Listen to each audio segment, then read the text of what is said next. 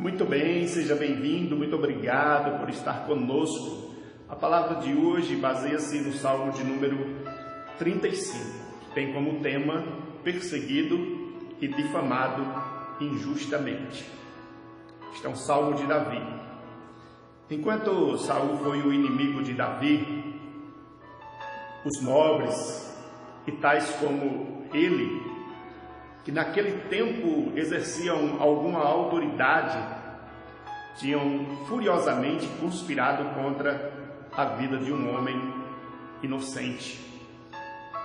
Prosseguiram a induzir o povo a participar como eles, dos mais importantes aos mais humildes, a se voltarem contra o salmista em ódio implacável.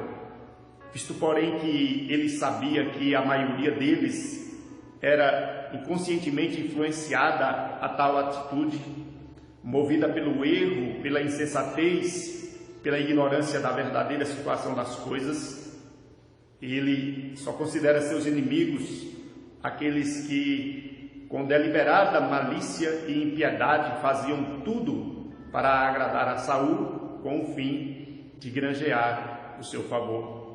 É contra eles que Davi invoca a vingança divina. Em primeira instância, uma vez que não tinha consciência de crime algum, ele alega sua inocência perante Deus. E em segundo lugar, uma vez que procuravam infligir imerecido castigo sobre ele, então ele implora a Deus por livramento. Depois de queixar-se da ímpia crueldade deles, ele invoca sobre eles o castigo que bem mereciam. Além do mais, ao confiar no favor divino, o qual fora pronunciado por Samuel e pela santa unção, ele aguardava um melhor resultado. Então, difunde por todo o salmo os testemunhos de sua gratidão. Finalmente, ele conclui o salmo dizendo que depois de ser libertado, celebrará os louvores de Deus durante toda a sua vida. Aprendemos neste salmo as seguintes lições.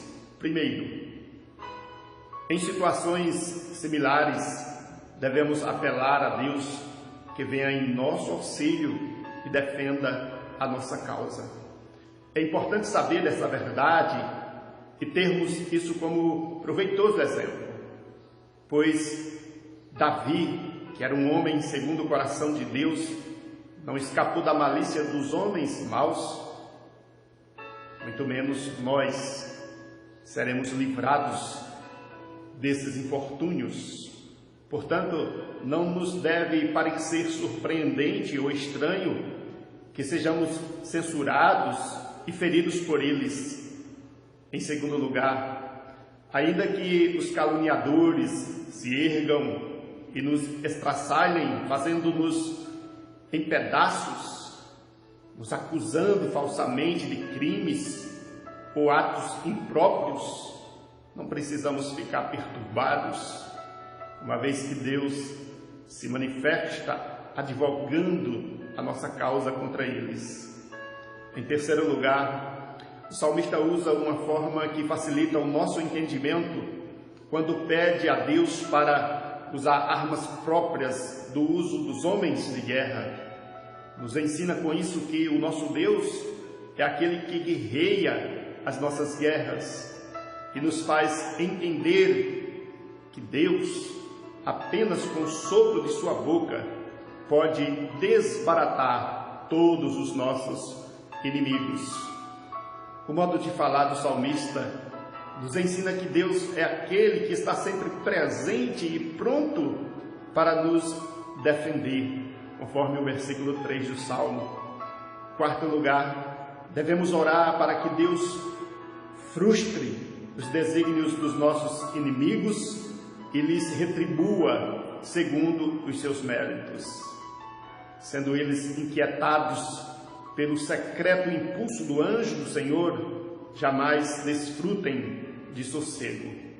Quinto lugar, Deus executa seus juízos pela instrumentalidade dos anjos maus e réprobos, mas dá aos anjos eleitos a preeminência sobre eles. Por essa conta, só os anjos bons são corretamente denominados de principados. Efésios 3, versículo 10, Colossenses 1, versículo de número 16. Sabemos que ao diabo se lhes permite exercer domínio sobre os réprobos, e por isso lemos com frequência que um espírito maligno da parte de Deus apossou-se de Saul.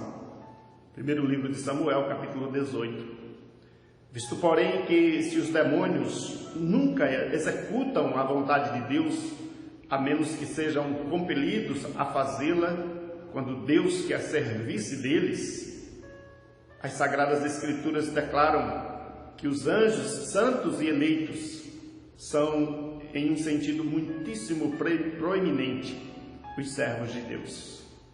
Em sexto lugar, a única condição para que invoquemos a intervenção de Deus contra os nossos inimigos seja o endosso e o testemunho de uma sã consciência, assim como fizera Davi. Ele foi um homem perseguido injustamente, foi difamado publicamente, e o que mais nos impressiona é o fato de muitos terem engrossado as fileiras da perseguição e da difamação, sem serem devidamente conhecedores das causas ou procedências das perseguições e difamações. Quantas vezes você engrossou fileiras de perseguidores e difamadores de pessoas que andam no temor de Deus, que se doam para fazer a vontade dele dia após dia?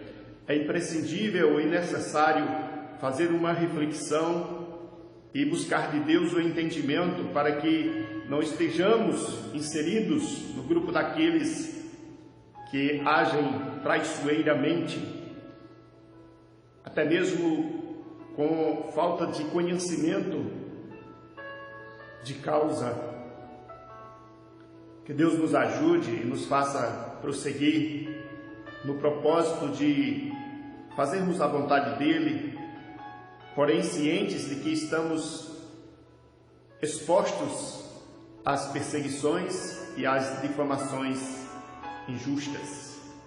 Que o Senhor te abençoe e te guarde, que o Senhor faça resplandecer o rosto sobre ti e tenha misericórdia de ti, sobre ti levante o rosto e te dê a paz. Compartilhe esta mensagem, inscreva-se no nosso canal, nos ajudando a difundir a verdade do Evangelho do Senhor Jesus Cristo, o propósito de Deus para as nossas vidas. E muito obrigado, e até a próxima oportunidade.